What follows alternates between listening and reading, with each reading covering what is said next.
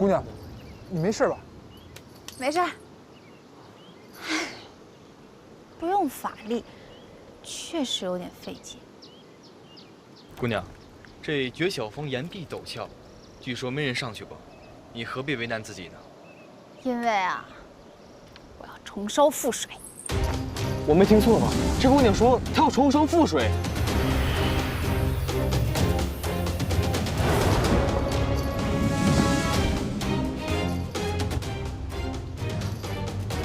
不能用法术。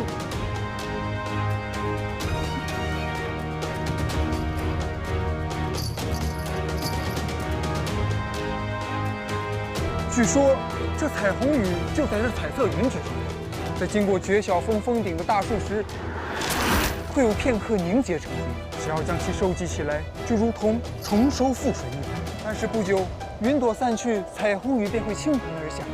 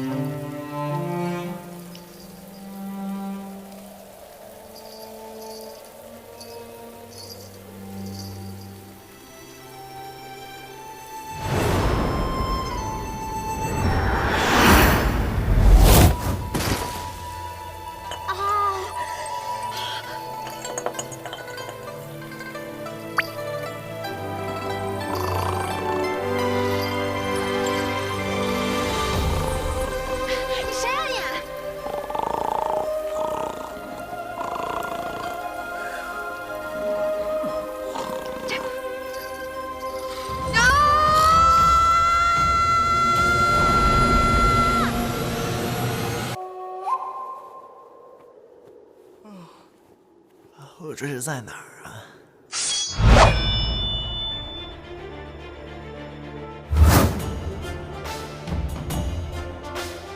这位姑娘，我做错什么了吗？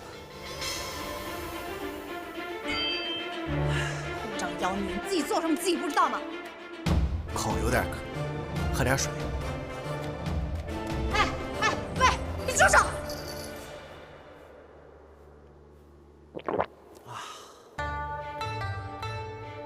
你也要喝？我杀了你！等一下，等一下，姑娘，我知道我一定做错了什么事情，但是请你告诉我，我一定会负责的。负责？我昨天好不容易登上绝晓峰，我准备利用彩虹雨来覆水重收，结果呢，你这么一只大猴子天上掉下来，把水全都弄洒了。我今天早上好不容易又采集了露水，准备再次覆水重收，你给我把它喝了。就这些？就这些？你还想要什么呀？我懂了，我懂了。 就说因为我坏了你的大事，那你说怎么补偿吧？补偿？覆水难收，我好不容易想到办法完成这件事，结果你呢连续给我捣乱。好了，现在我完不成3个难题了，我也得不到紫金宝，你说怎么补偿？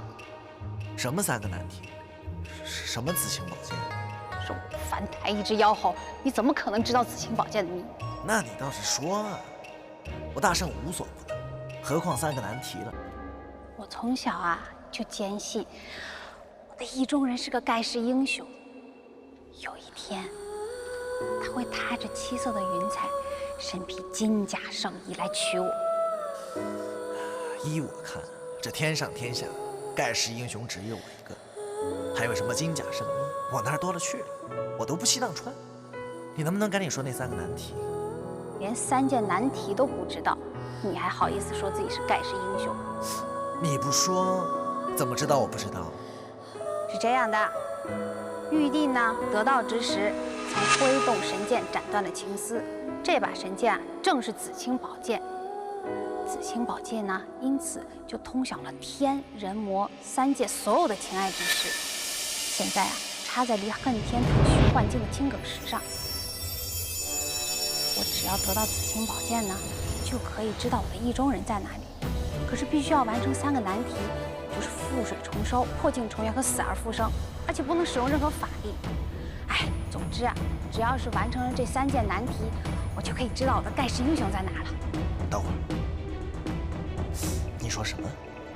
完成这3件难题，我就可以知道我的盖世英雄在哪里。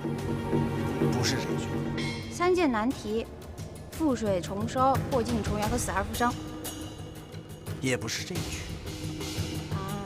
玉帝得道之时啊，曾挥动神。没错，就是这一句。这一句，这句怎么了？这把剑是玉帝老儿的。对呀。所以我帮定你了，只要是能够奚落这个玉帝老儿的事儿，我一定义不容辞。你说的简单，光是覆水重收这一件事情就已经够难了。我好不容易才想到用彩虹雨来完成，结果呢，都被你给搞砸了。现在啊，我都不知道彩虹雨什么时候才能遇到。得到紫青宝剑真的很难啊！重收覆水，交给我吧。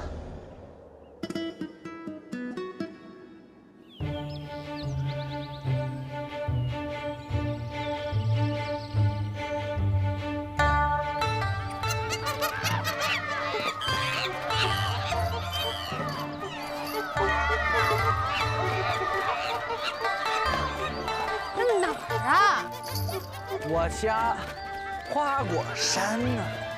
你家？你家怎么能重收？喂，哎，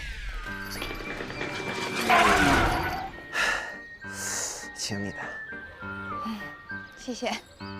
怎么了？你不喜欢吃这些？你早说呀！花果山物产丰富，什么没有？只有你想不到，没有这儿没有的。我早该想到了。 你就是一只猴子，你怎么会明白我说那些呢？好啦，你现在也回家了，我该去做我自己想做的事情了啊。不就是覆水重收吗？有什么难的呀？嗯，跟我来。喂。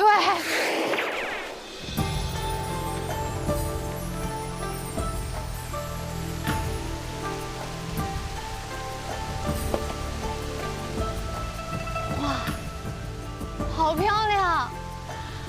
你是说这儿可以重收覆水啊？没错。哎，不愧是个傻猴子。这儿呢，瀑布虽然好看，但是紫青宝剑要求的重收覆水呢，不是什么水都可以的。你怎么就知道这是普通的水呢？你看这个瀑布的造型，每天哗哗哗的往下流。 像不像是有人在上面往下倒，每一滴都不会重复，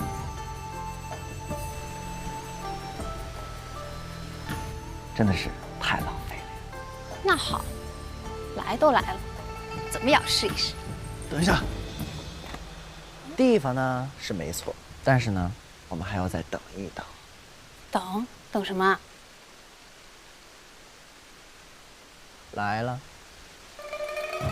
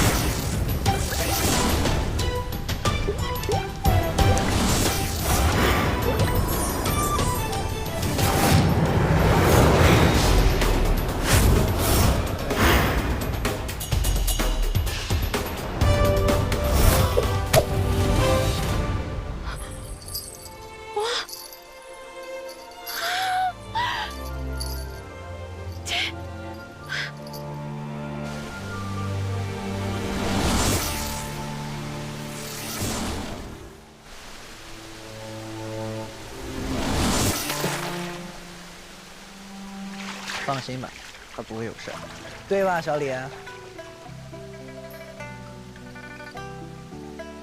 哎，我听说天界的龙门呢，每年会在特定的时候开启，这个时候只要越过障碍跳进龙门，就可以变成真正的飞龙。以前我只是听说，没想到是真的。你好啊，小李。你别看他叫小李，他可是在这跳了好几百年。哎呀，大圣，女孩的年龄是不能说的。这一下，知道大圣为什么带我来这儿了。鱼跃龙门实在不是一件简单的事情，努力向上的过程里边呢，就算是瀑布急流，也能溅起水花。虽然水花少，但是却很珍贵。这会儿，你知道我说的没假了吧？假是不假，不过小李游一次都已经精疲力尽了。你要是用这种方法呀，挤满1瓶，根本不可能。想要成为龙的可不止我一个哦。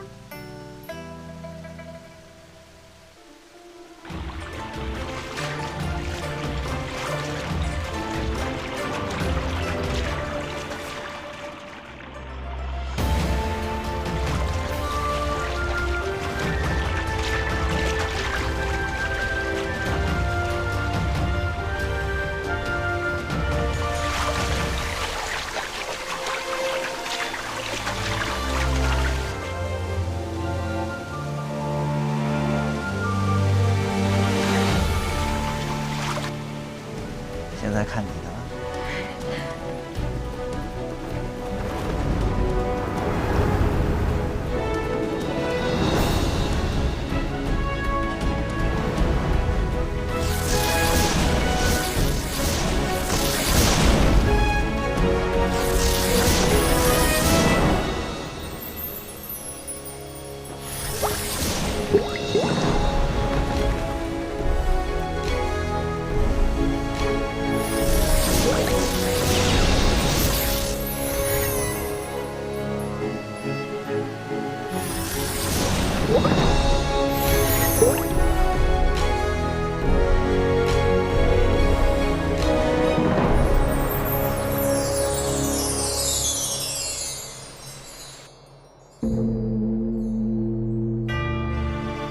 众生听闻一佛成，心生惧怕，怕的就是佛道长远，路途艰险，而不想亲近佛道。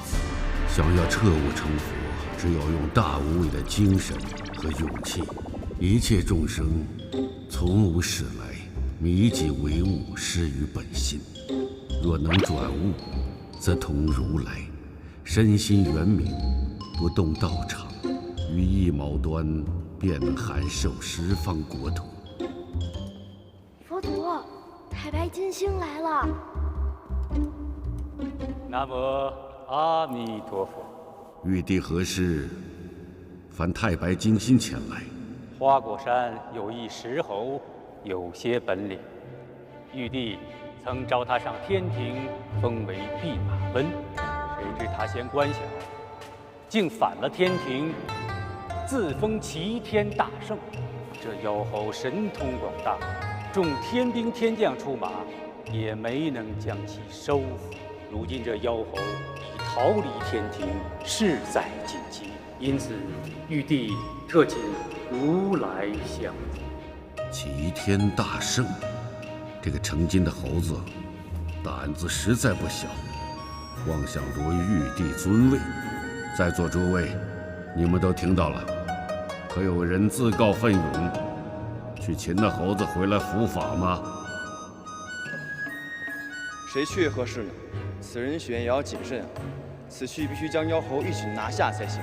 正是，不然岂不是更加的助长他的威风？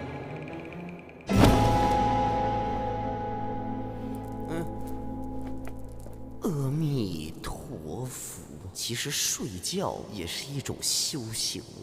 这位是我的二弟子金蝉子。阿弥陀佛。既然如此，捉拿妖猴的任务就交给他吧。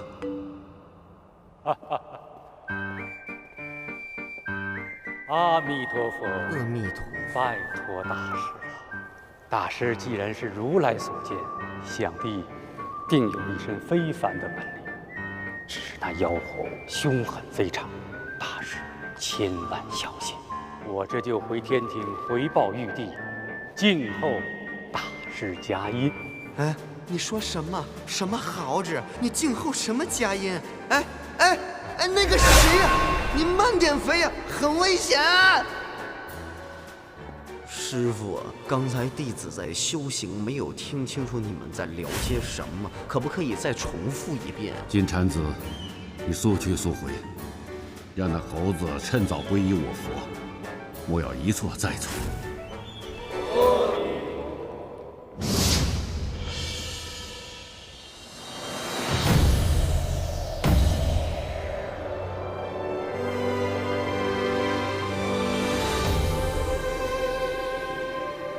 人间这么大，我去哪里找孙悟空啊？哎呀，不过还好啊，太白金星给了我一张孙悟空的画像，长得真丑啊，有道是路在嘴边。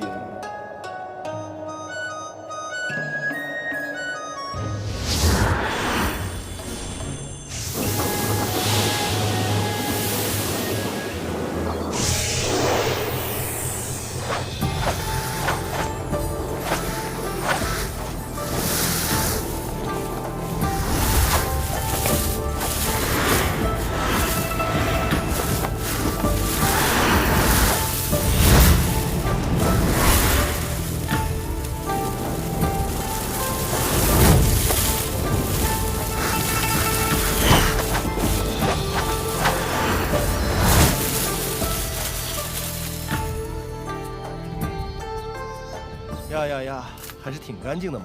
尊者好。仙子辛苦了，这是您和紫霞仙子这几天的薪水。尊者太客气了，我与紫霞此来为的是修行，怎么能拿薪水呢？仙子，是我措辞不准确，不应该是薪水，只是些补给。那就谢谢佛祖了。请问这是我跟紫霞2个人的吗？是的，这是2位打扫长廊的记录，可以依此分发补给。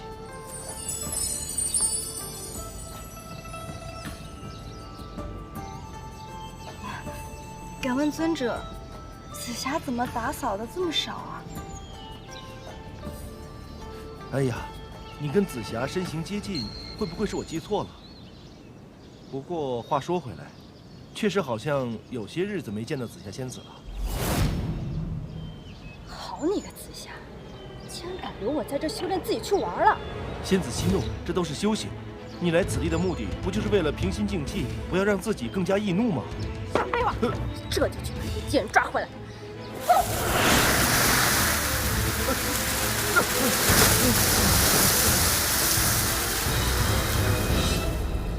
所以，现在又要重新开始打扫了吗？可是钱你已经收。想不到真的完成了，你这个大圣看起来还是有点本事的。废话，我是谁呀？你不仅以貌取人，以貌取猴也是不对。我不是说你不厉害，但是紫星宝剑要求的难题真的太难了。现在光是完成了覆水重生，可是破镜重圆、死而复生，我还一点头绪都没有。你肯定也没办法吧？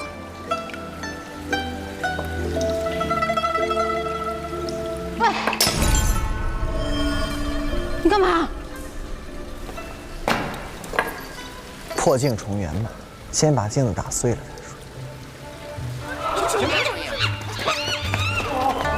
什么声音？没事吧，大王？有什么好一惊一乍？我在能有什么事儿？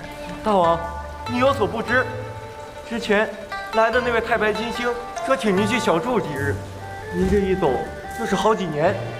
您不在的这段日子里，花果山的猴子们就像一盘散沙，走的走，散的散。对呀，大王，你好不容易才回来，可千万不要再听信他们的，把我们给抛下了。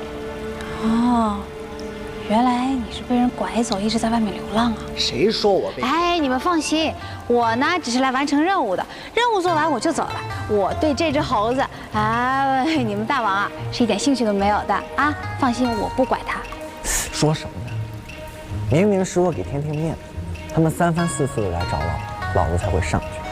别想想没用，有时间瞎想，还不如想想怎么让这镜子富裕什么。太好了，大王不走了，他不会离开我们。大王，我有一个办法。要想破镜重圆，有一个方法可以一试啊。侯爷爷，你是有什么办法呀？大王，难道你忘了，我们花果山上除了有你变的那块仙石之外，还有什么吗？你是说，在我们花果山上有一块仙石，正好在十洲3岛的祖脉上，它的高维和24气，它上面的窍孔对应9宫8卦，受着日月精华的滋养。有一天，仙石迸裂，产生一石卵，经风一吹，变成一石猴。那石猴一出世，眼睛里放着2道神光啊！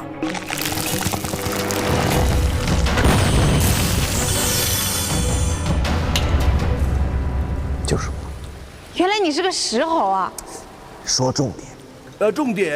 重点就是伴着石猴的诞生，还有一株野生兰花，可以说是兰花之王啊！它活到现在得有100年哦，不，200、500年啊，都不对，反正是许多年呐。侯爷爷，你的意思是不是这株兰花可能可以帮助我们破镜重圆呢？不能。那兰花虽然不能，可那兰花在开花之前，兰花上分泌一种物质叫兰膏，那兰膏的粘性是极强的。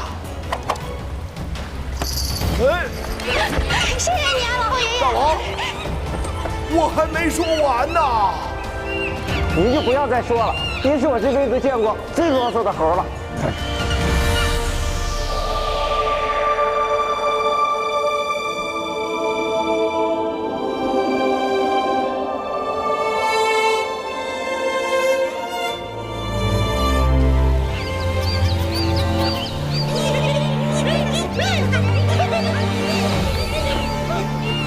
哎呀，这里真是好啊！各种瑞草、奇花，奇峰异石，树木葱葱郁郁，花果山真是个好地方。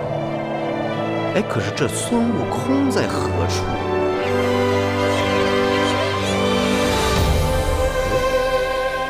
有妖气。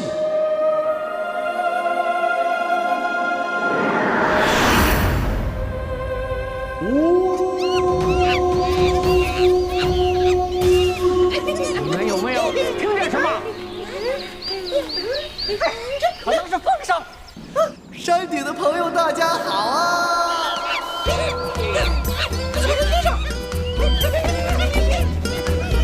山顶的朋友，大家好啊！谁呀？又是天上下来的，这回不能再让他们骗大王了。去，你们准备兵器。呀，不要走啊！干什么要害怕呢？我又不是坏人。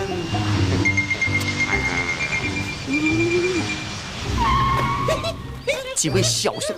哎呀，你不要走嘛！你慌什么？喂，哎，你好啊！过来。好啊，终于有一个不怕的。你等我一下啊！阿弥陀佛。这位豪兄你好啊，我想问你一下，你知不知道齐天大圣孙悟空在什么地方？你是干什么的？找孙悟空做什么？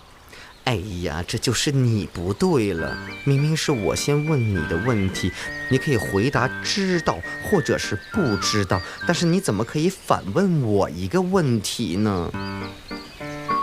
你觉得我说的是不是有点道理？听着是很有道理。哎呀，你果然是一只很聪慧的猴子。那你现在可不可以回答我的问题？你知不知道齐天大圣孙悟空在什么地方啊？你过来，我告诉你。好啊，阿弥陀佛。哎呀，你要送我礼物啊！你真是乖呀。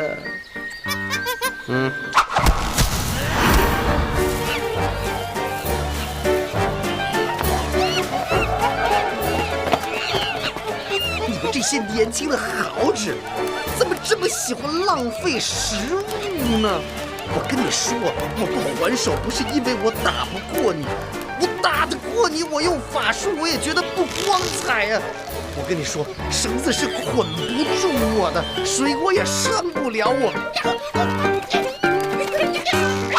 哎呀，冷静啊，冷静，听我说。我们今天能够在这里相遇，也是一种缘分了。我们就当是不打不相识。你看，你长得这么帅，不如我们做个朋友。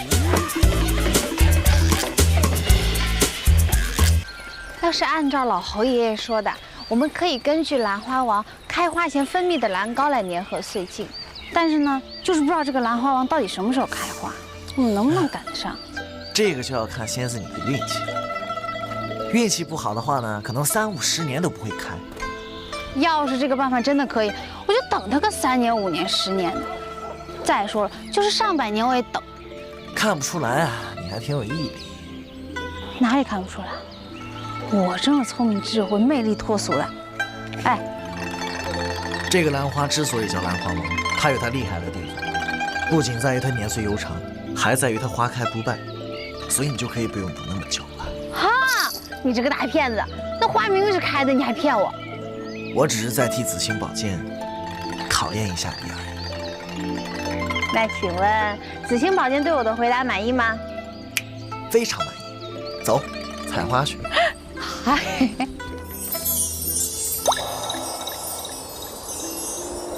这就是兰膏。等等吧，让兰膏发挥一下它的作用。等找到紫青宝剑，找到你一生所爱的人，打算跟他干什么？我想，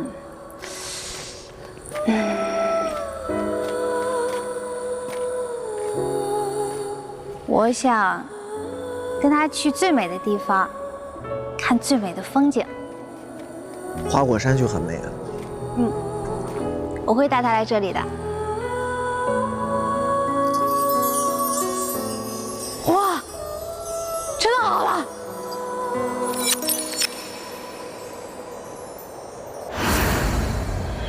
这兰花王一点用都没有，真的是太生气了。亏我跟他做了这么久的邻居，我现在就要把他拔了。哎，没事儿的。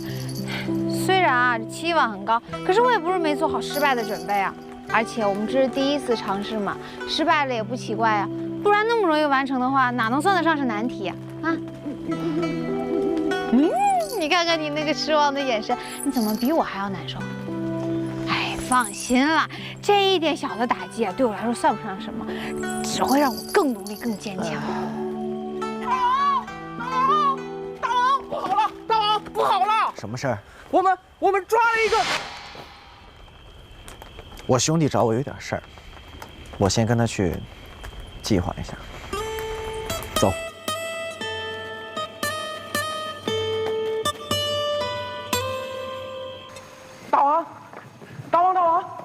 大王，你怎么不告诉紫霞仙子，让她一起来帮忙啊？什么情况都没搞清楚，帮什么忙？你现在赶紧告诉我什么事儿啊？就是我们捉住一个从天上下来的神仙，站在云上边，咻，这样下来的。是玉帝派来的天兵天将？不知道，他就一个人下来就问大王你人在哪儿？我们当然不能说了，所以就出手把他抓了。你当我傻啊？神仙怎么可能那么容易就让你们给抓了？大王，我可没撒谎啊！为了以防万一，我们在这里设了好几层的陷阱呢。谁知道后边的还没用上呢，他就被抓了。这么说，他还挺弱的，这么容易就被你们抓了。大王有所不知啊，这个神仙虽然一副弱鸡的样子，可是兄弟们都快要被他逼疯了。逼疯？为什么呀？捉住他以后，我们就把他关在牢房里审问。你叫什么名字？我跟你说过了，我是如来座下第二弟子，我叫金蝉子。这是什么地方啊？这儿。现在是我们审问你，你凭什么提问题？哎呀，这位豪兄啊，你这样说呢就不对的了。刚才我已经回答了你的问题了，现在呢是我提问的时间呢。我提问的时间你不让我问问题呢，就是你不对了。人和豪之间呢也是讲究互爱互信的，如果没有互爱互信的话呢，就不公平了。不公平，大家都不开心了，不开心了，生活里面就会出现很多不愉快的小插曲了。比如说，现在你想问我问题呢，我就不是很愿意回答你了。为什么我好想揍他呀？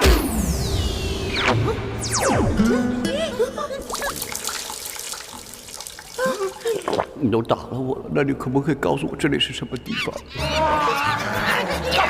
告诉他，这儿是花果山牢房。牢房，我来花果山呢，是要找齐天大圣，跟他聊下天。我是来做客，你们怎么可以把客人带到牢房来？这就是你们花果山豪子的待客之道，是不是？我们已经回答你的问题了，现在轮到我们了。没轮到你呀，我还没有说完呢，你怎么这样呢？啊！要听人把话说完，这个也是做豪子的一个最起码的礼仪呀。我们为什么要说这个礼仪？哎呀，你们知不知道？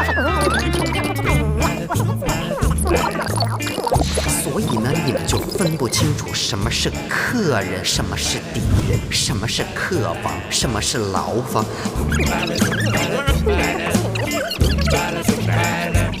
为什么他讲话你打架？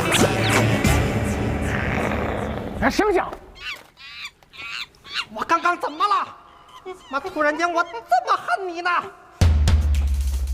这个人很危险呢，咱们不能再听他多说一句了。那怎么办呢？把老猴请过来。啰嗦，爱讲道理，谁还能讲得过老猴啊？老猴，这个人要挑战你道理之王的位置，我们不服，可是又说不过他。好说，好说。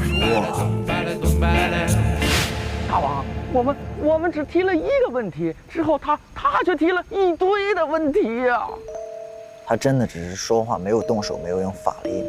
没有，但说真的，与其听他唠叨，那还不如打一架来得痛快呢。这么想被打，要不要来一下？大王，我只是表达一下我郁闷、憋屈的心情。看来这个金蝉子真的是跟天庭上那些只会打的天兵天将有所不同。不过既然老猴现在已经出马，我想应该已经摆平了吧。原来是个年轻人呐！阿弥陀佛！这么多年来，我博览群书，通晓世事，我懂的道理比你睁眼的次数还要多呀。这位老先生啊，其实呢，我对您的这个见解呢，还是有一点点意见的。我觉得一个人呢，懂得道理的多与少呢，不能够根据他的年龄，还有他读了多少书来判断的。因为呢，这是天然不公开的了。虽然没有过多些，你知道什么可为？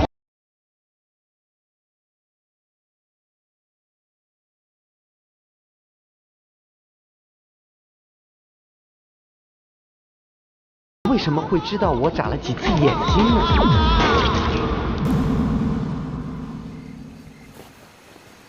大王，快去看看老猴吧，老猴他死了。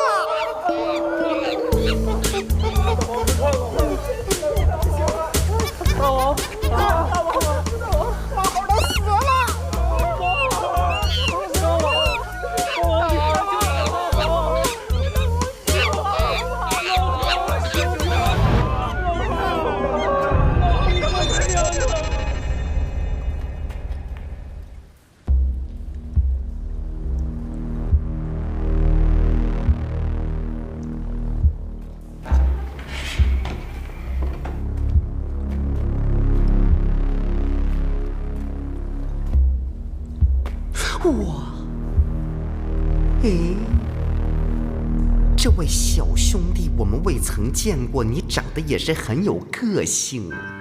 都说你很啰嗦，果然开口不反呢。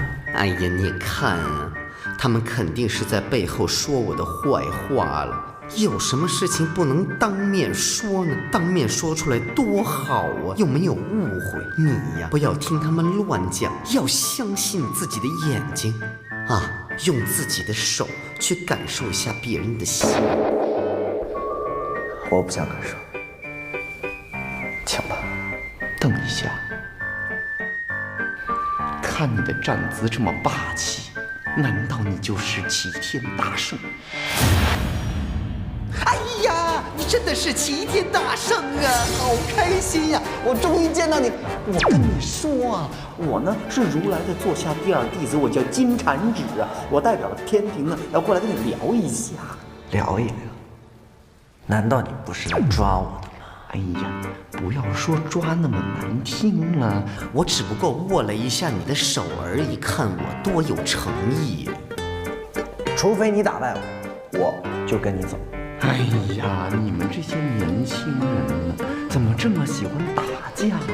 打来打去，打打杀杀，又会流血，又会变丑，还会痛，冤冤相报何时了啊？哎，不如这样啊，我带你回天庭，我介绍如来给你认识。我住口！哎，你这个好只是脾气这么大的，吓死人了！凶我干什么？你走不走？我不走。行，你不走，老孙俺走。等等，可不可以给我点吃的？我好饿。你信不信我打死你啊？如果打死我你就去见玉帝的话，那你就打死我吧。你打不死我，我不走。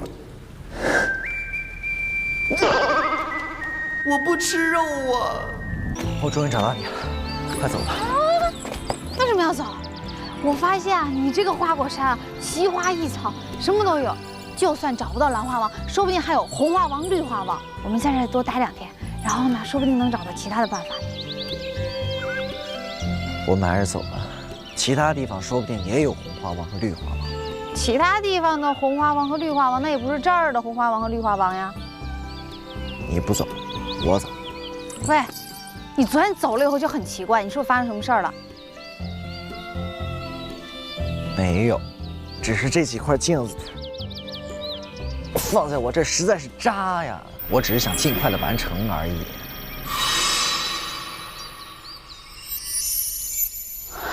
你昨天晚上干嘛了？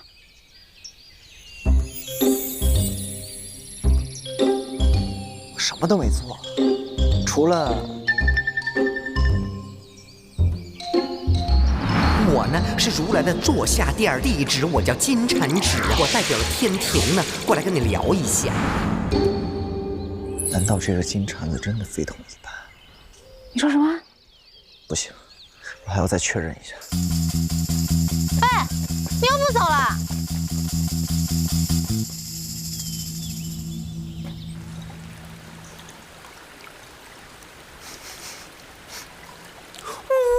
哇！我就知道你肯定不是一只绝情的好纸。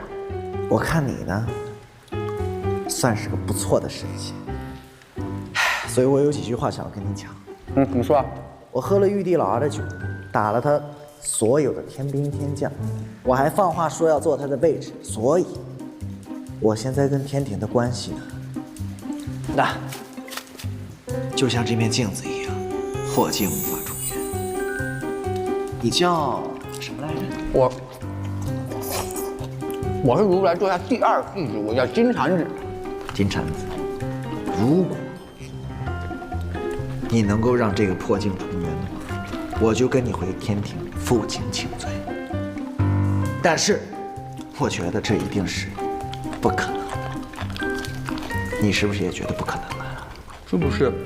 我让破镜重圆了，你就会去天庭负荆请罪啊？当然，一定。但是我就觉得，你这个牛吹的有点大了。牛吹的大不大，要吹过才知道。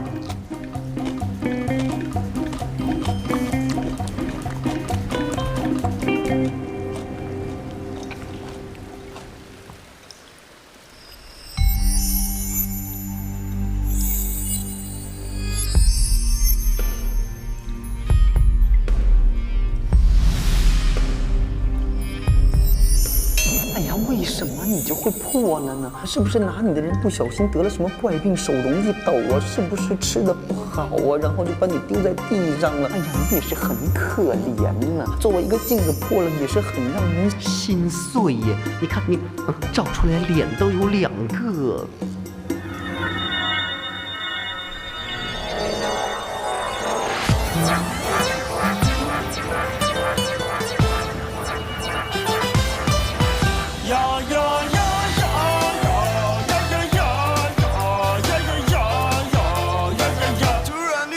这是对呀，这就是对，不对也对。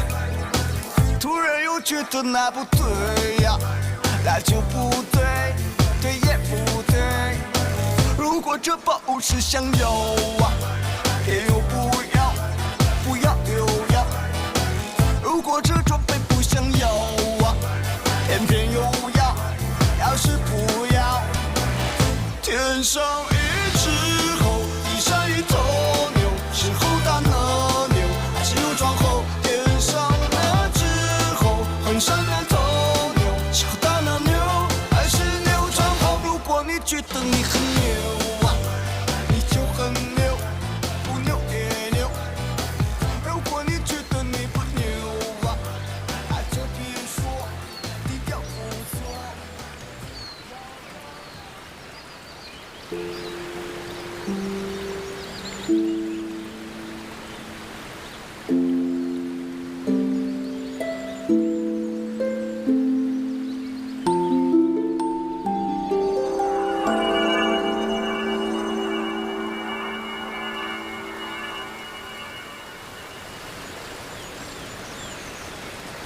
悟空，你看，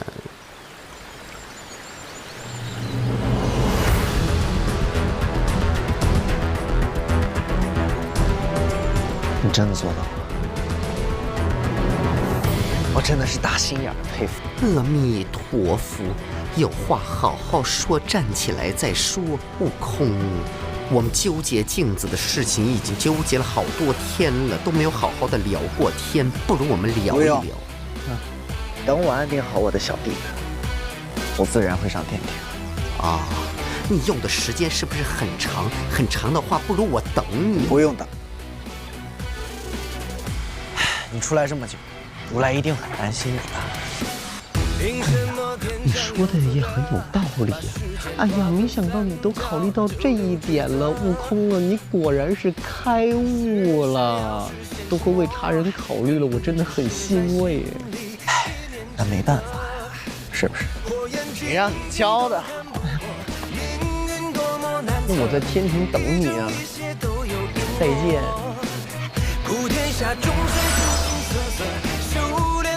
再见。紫霞，你快来看，破镜重圆了！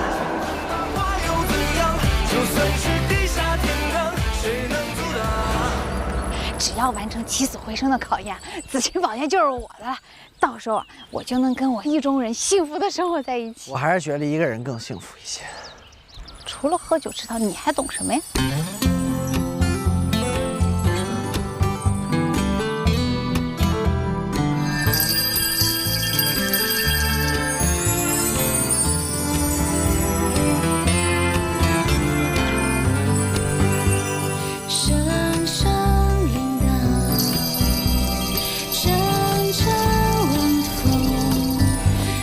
这样的天空，无情又动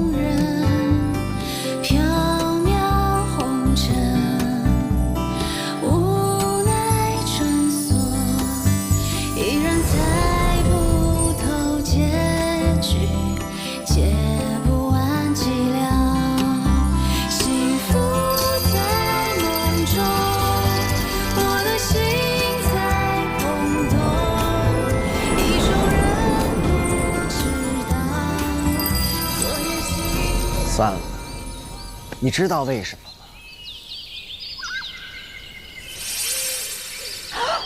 哦，花虽然落了，可是没有死啊，它只是把生命传递给了果实，所以不能算是死而复生。正确。啊，那怎么办啊？去镇里看看吧。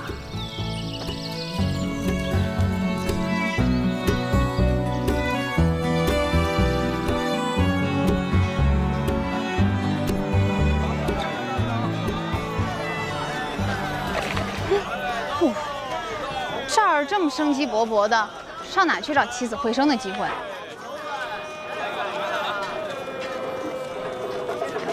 哎，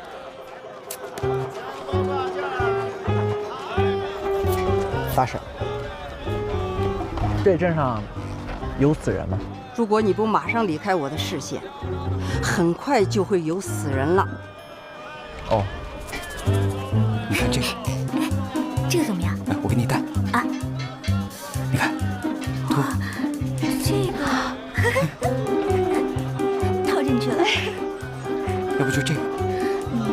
这个颜色不太好。我说你们女人是不是除了买就是买？花钱哪有谈恋爱好玩？你不觉得他们很幸福吗？走累了吧？我觉得吧，那男的眼光就跟那女的身材一模一样。放过我吧！放过我吧！主人大夫，咽了气的病人，我也回天乏术啊！放过我吧！放过我吧！放过我吧！哎，你放过我呀！哎呀！你。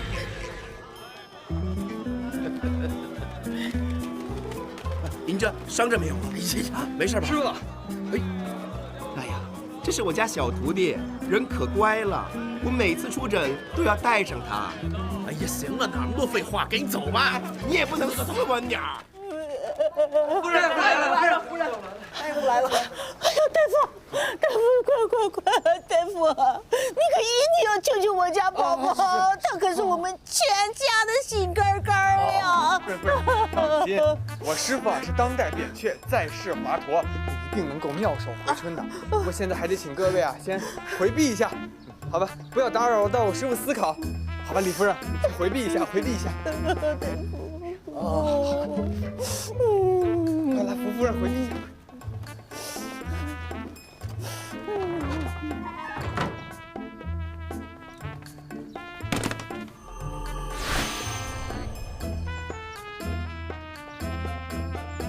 怎么样啊？已经死透了。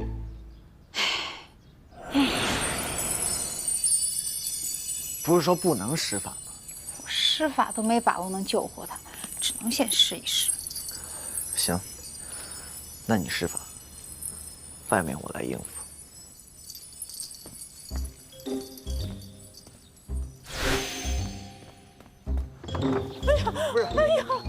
哎呀，大夫，我家宝宝怎么样了？在干嘛？你们到底行不行啊？不要急，不要闹，我师傅医术好，保准救回你家宝宝。可是你看啊，你一吵，他一闹，气氛全都破坏掉，你家宝宝可要死翘翘了。哎呦，李夫人！哎呦！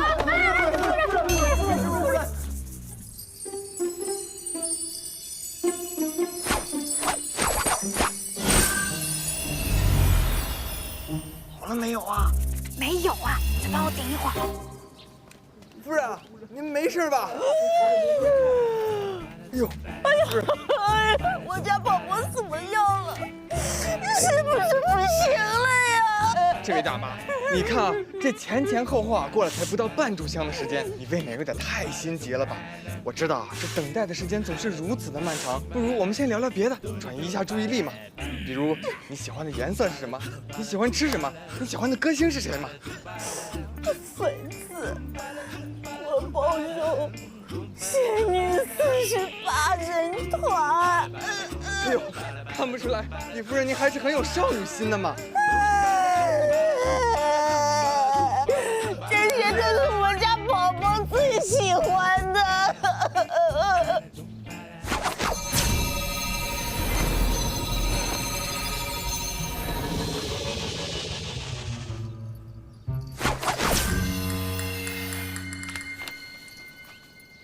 夫人这是？这是我家宝宝给我画的肖像。我在我家宝宝心里是最美的，其实我也没有那么漂亮，是不是啊？还有，画的美啊！不行啊，这个家伙太肥了。哎，你看呀，你看，这是我家宝宝的宝贝。这是脐带吧？这是他的皮，太长了，我给他剪掉了。哎呦，夫人，我替你搭把手啊。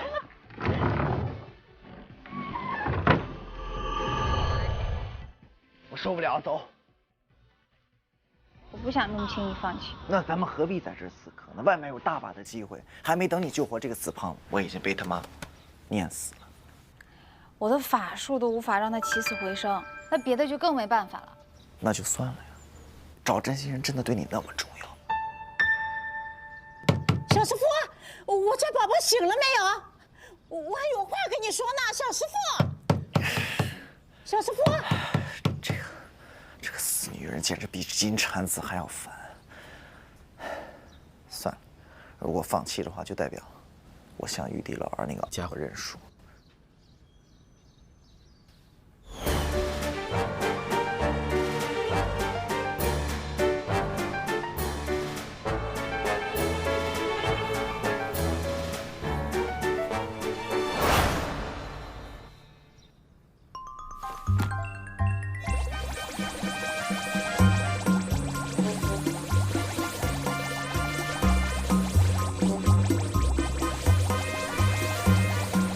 是不是？我问你呢，起来！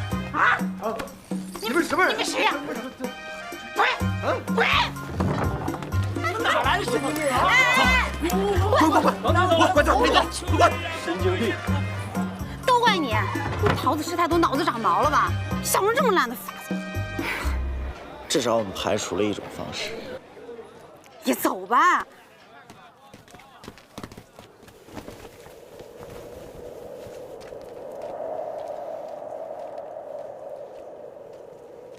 厂长，走累了吧？观音道场路途遥远，我们途经人间，不如借宿一晚可好啊？我还要赶路，你自己休息吧。这是你让我心疼的手段吗？不行，今晚你必须休息。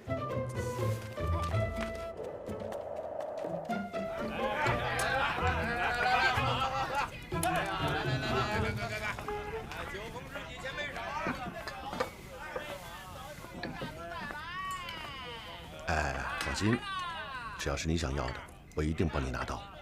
现在你必须去睡美容觉。小二，天子1号房。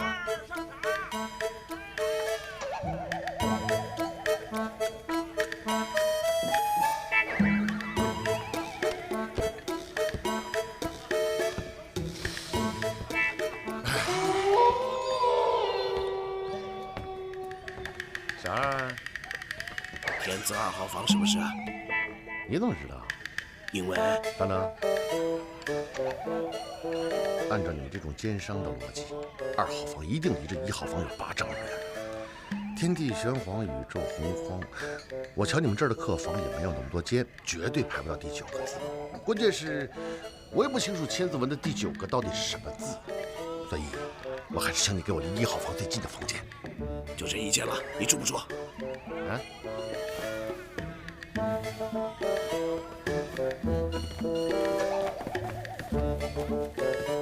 现在就是这里。这连个门都没有，你给我钥匙干嘛呀？哎，这样子嘛，企业文化当然是要有的嘛，没有门也要有钥匙的。那说好和1号房最近的就给我睡这个。哎呀，1号房当然是顶层套房啦，先生。虽然我们客栈小了那么一点点，但是很国际化的好吗？要不是因为现在是淡季呀，你根本没有地方住的哦。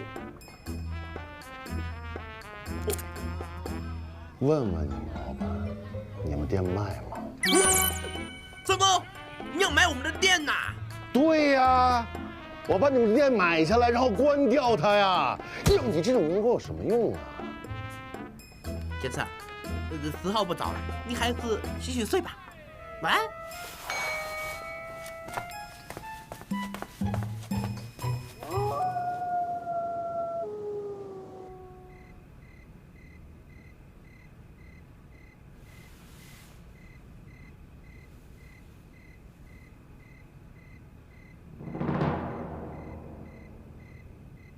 有妖气，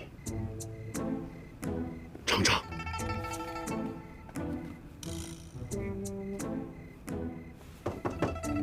厂长，快开门！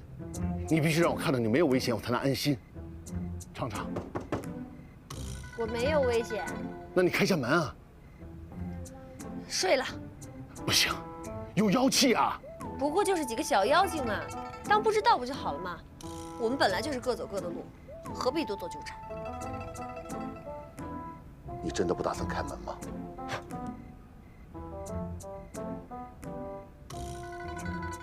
好，我就喜欢你这种个性的女孩子。记住，谁敲门都不要开。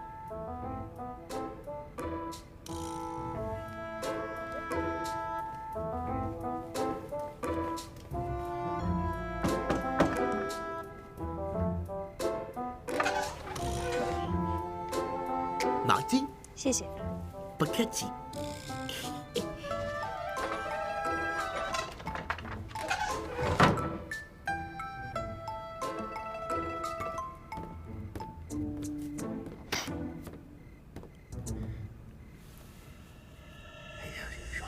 这是不是这样啊？为什么这样？为什么这样？就是这样，就是这样。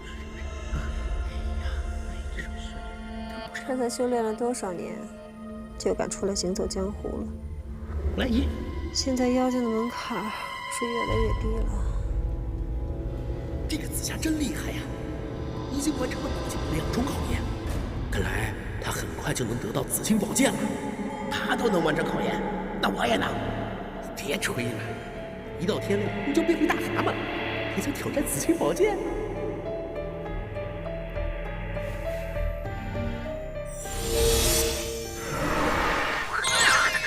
？3更半夜的，你们吵什么？我们在谈紫霞呢。谈紫霞，那就滚远点儿，别耽误我睡觉，麻烦。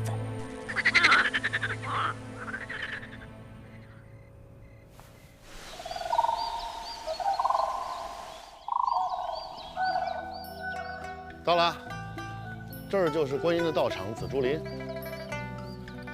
哎，仙童，天蓬元帅，嫦娥仙子，观音最近下凡到人间普度众生，不知2日前来有失远迎。哎呀，没事没事，不要客气啊。这个由于近来呢天庭雾霾严重，加上仙子呢在玉帝的寿宴上被孙悟空糟蹋了仙酒，心情不爽，我陪他到处走走。路过此地，顺便过来看看。你忙你的，你忙你的，去。哦，那2位请自便吧。哎呀，真乖。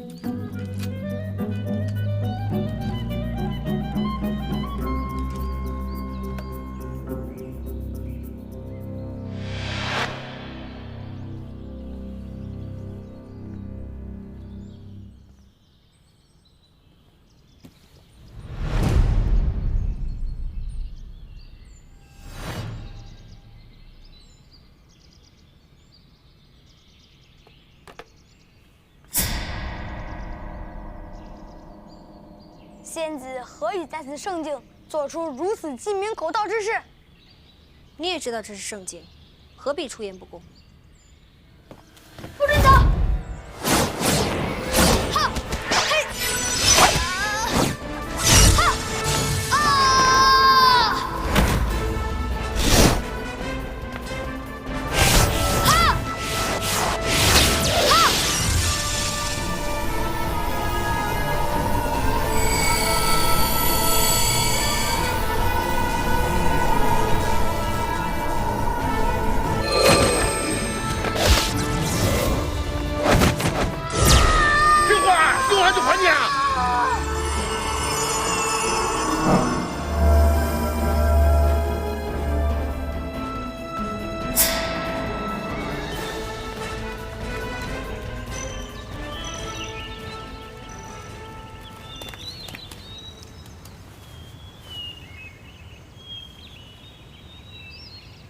我也是没有想到，神乎其神的月光宝盒原来这么不起眼儿。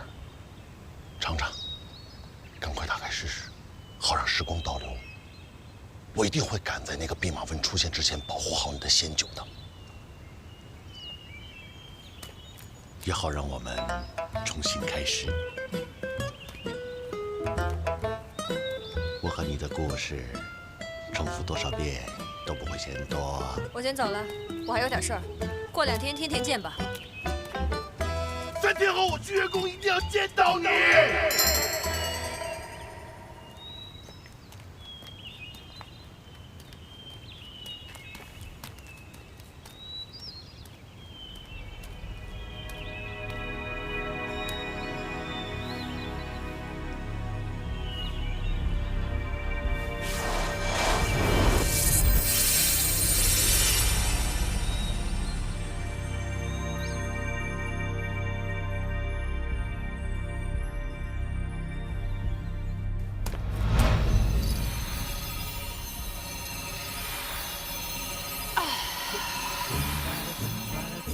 你们两个疯子，能不能别耽误做生意啊？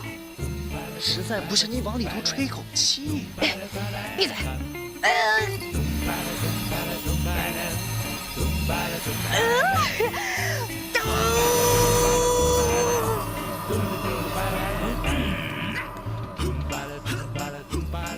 这可是我费了半天劲才刮的鱼鳞。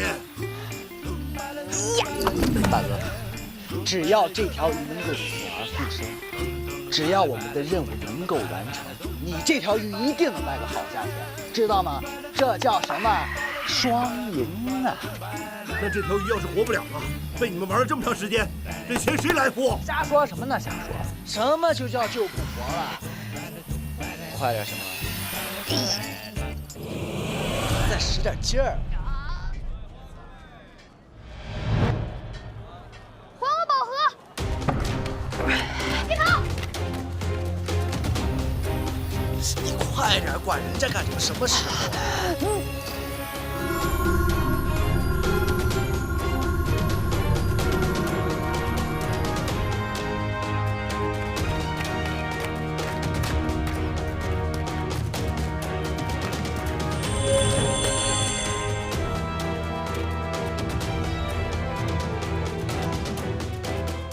死心眼的臭小子，真是个小年纪。你把宝贝还我，我自然不会纠缠。多事，用完了自然就会还你的。观音大士大慈大悲，根本不会计较。既然有借有还，就光明正大一点。偷偷摸摸，我岂能饶你？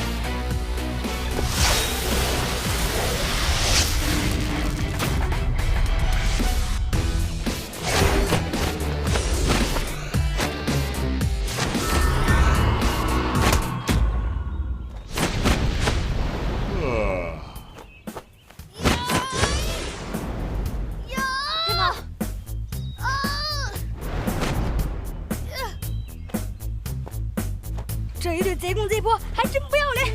哎，我警告你啊，说我可以，不可以说我的尝尝。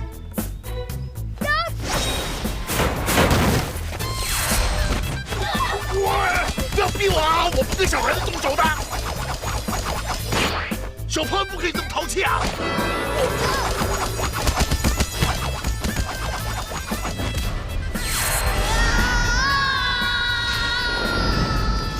月光宝盒。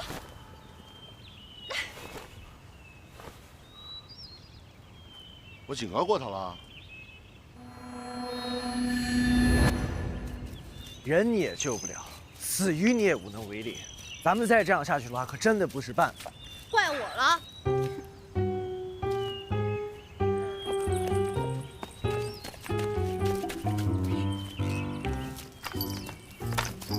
你有没有人性啊你？人家现在都成这个样了，你还这么兴奋？你这样跟黑白无常有什么两样？哪有兴奋？这是观音大师座下童子，大圣，我们一定得救他。观音家的小孩到处乱跑啊，还跑出来混社会，啊？挨揍了吧？我快不行了，这个月光宝盒你拿好，免得它落入贼人之手。哎，观音这是怎么了？就这么个破盒子，还当宝了呀？给你。哎，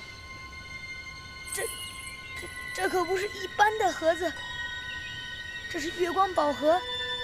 等天黑了，月亮升起，打开宝盒，在月光下，我念般若波罗蜜，便可以穿越时空，回到过去。哎，你没事吧？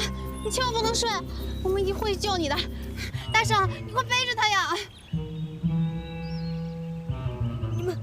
你们别管我，拿好宝盒，快走！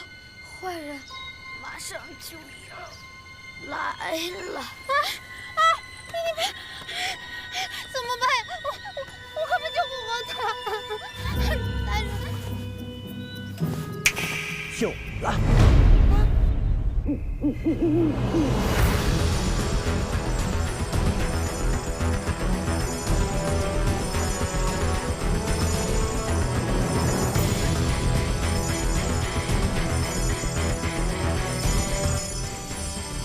大圣，你这个样子的话，你自己也撑不住啊！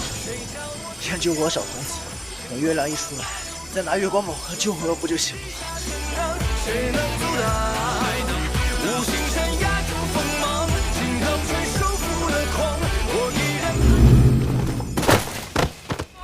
一路行者无疆。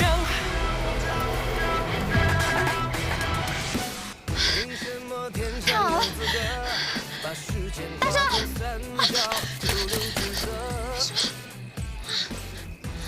棋子回生，做到。你一定不能死！你等我，我救你！般若波罗蜜！还给我！什么你的？这个是观音大师的宝贝，知道哪儿偷的？人命！啊不，头命关天！你快还给我！不给！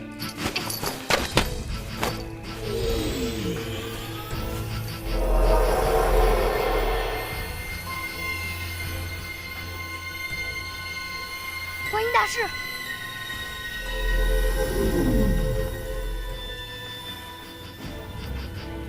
天蓬，你与嫦娥盗我宝物，伤我童子，如今又在此与人争斗。你若将宝盒归还于我，我便不再计较；否则，玉帝的惩罚，你也是知道的。天蓬一时糊涂，还请观音原谅。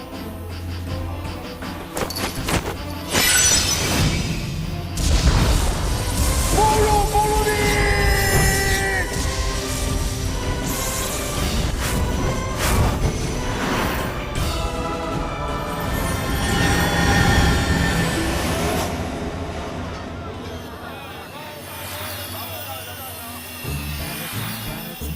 你们两个疯子，能不能别当我做生意啊？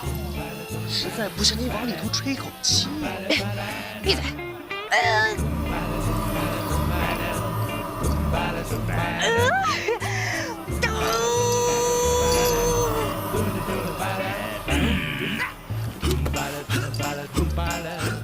这可是我费了半天劲才刮的鱼鳞。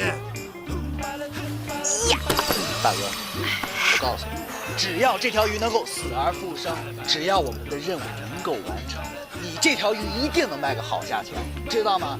这叫什么？双赢啊！那这条鱼要是活不了了，被你们玩了这么长时间，这钱谁来付？瞎说什么呢？什么就叫救不活了？快点什么？再使点劲儿。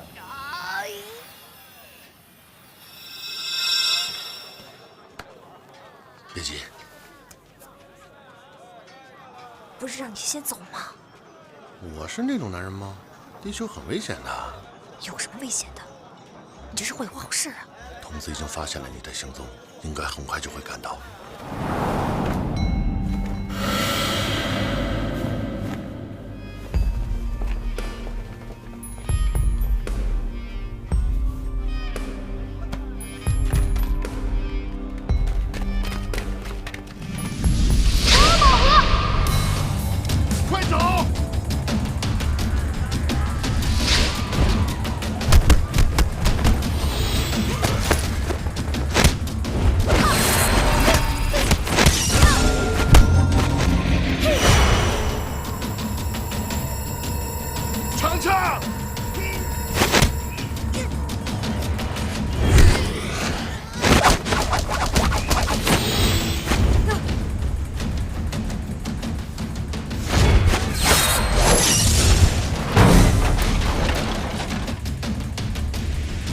我在妙仙湖等你，保护好月光宝盒。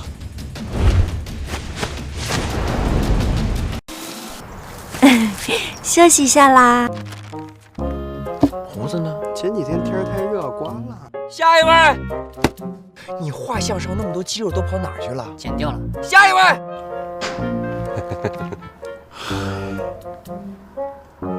怎么了这是？我不在招帮众吗？你看这简历上的画像和真人差太多了。这还不简单？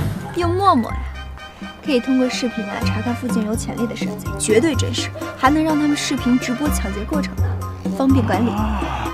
来陌陌，用视频认识我。视频社交就在陌陌。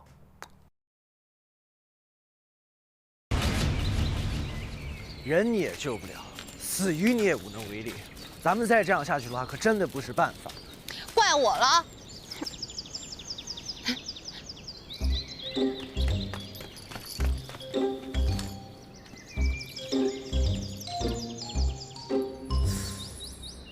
我说你有没有点人性啊？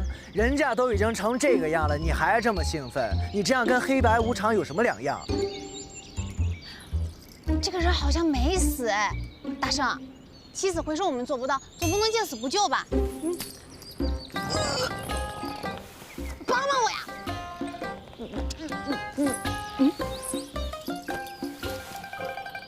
天蓬元帅。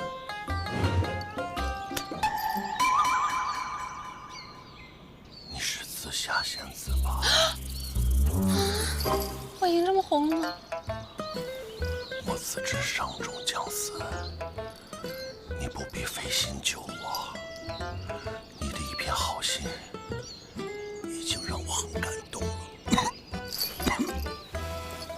我若死了，便可以成就你起死回生的机会。你知道怎么起死回生？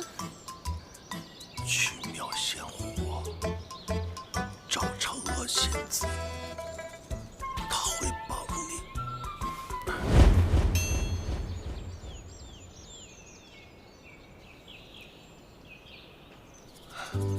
一定要把嫦娥姐姐带来啊！只要她使用了月光宝盒，这样她就能达成心愿，我也可以起死回生。我怎么这么聪明啊？太佩服我自己了！大圣，你在这里照顾好天蓬元帅，我去找嫦娥姑娘。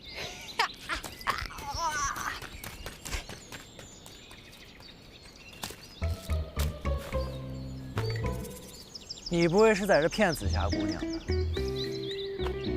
我告诉你，这姑娘可是个缺心眼儿，别人说什么她都会信。但是，如果你敢骗她的话，我饶不了你。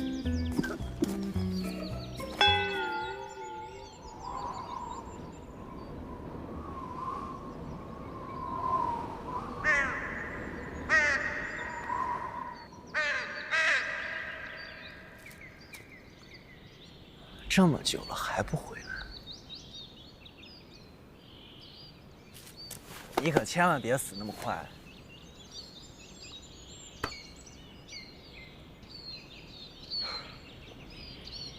你一定要活过来，可千万不能浪费了本大圣的血啊！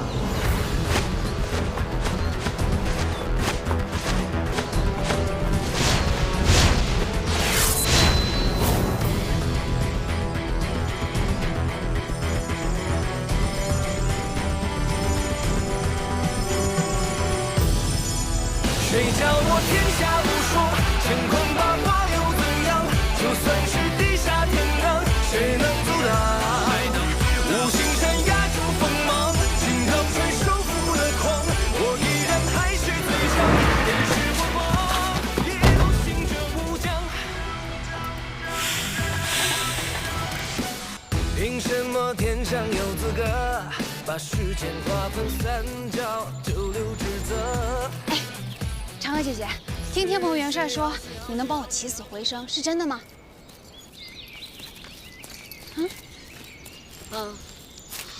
太好了。不过我还是有点担心天蓬元帅，我们快点走吧。啊，走，快！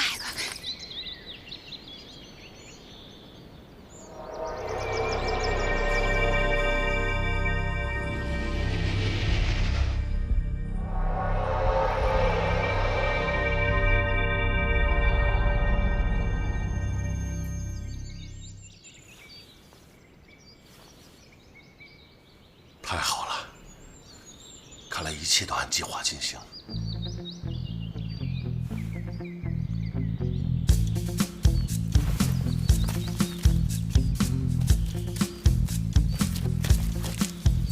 你醒了！你醒了！哈哈，哎，没事吧？起死回生，我做到了！这么说，这丫头已经完成紫金宝剑的所有任务了。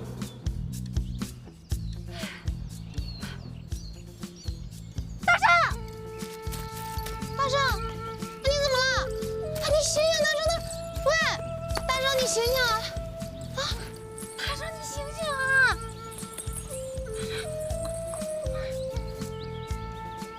你怎么了？你没事吧？大圣，你快醒醒，你快醒醒啊！嫦娥姐姐，你告诉我起死回生的办法吧，你救救大圣吧。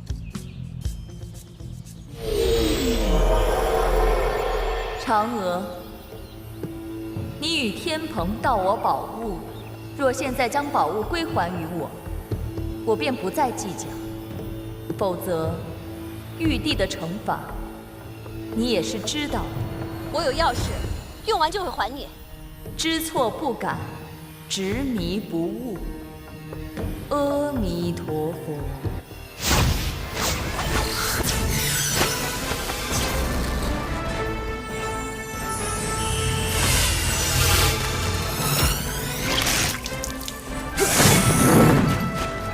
快走！孙悟空，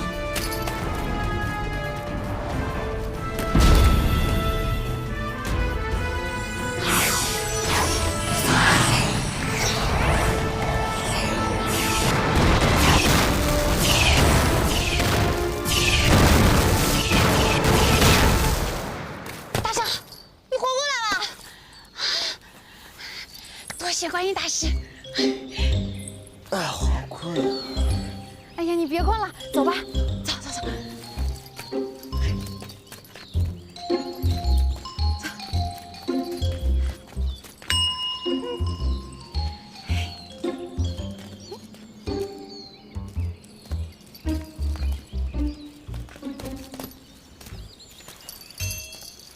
月光宝盒，谁丢的？管他谁丢的，既然是宝盒，谁捡了算谁。好吧，嘿嘿，遇到主人我就还给他。3重考验就这么完成了，还有点不太真实。我现在最真实的感受，那就是饿呀。走吧，请你吃大餐。你是想吃苹果还是想吃香蕉啊？我花果山要什么有什么，不占你这个便宜。而且我已经多日没有回去看我的猴子猴孙了。你不是要找紫青宝剑吗？这一路谢谢你。谢什么呀？只要能羞辱玉皇大帝的事儿，我奉陪到底。走了，保重。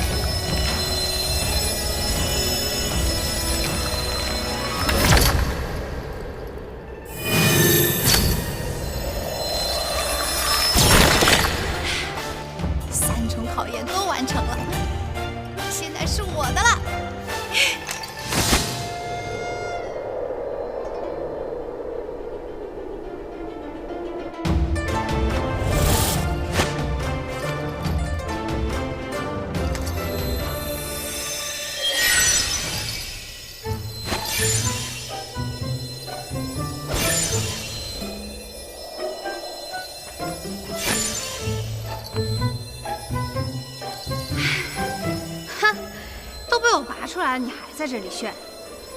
快点告诉我，我的真心人到底是谁？天机不可泄露。那，这可是你逼我的啊！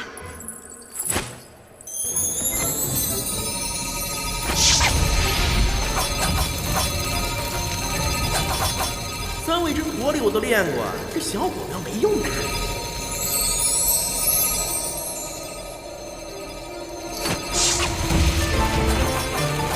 千年玄冰也冻不住我。哼！大冷热交替，你可要照顾好你自己了。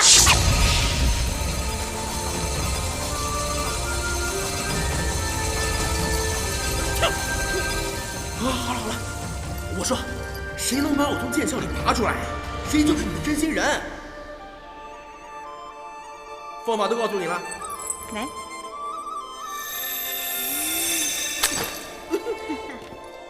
喂，方法都告诉你了，你要干嘛呀？去找我的真心人喽。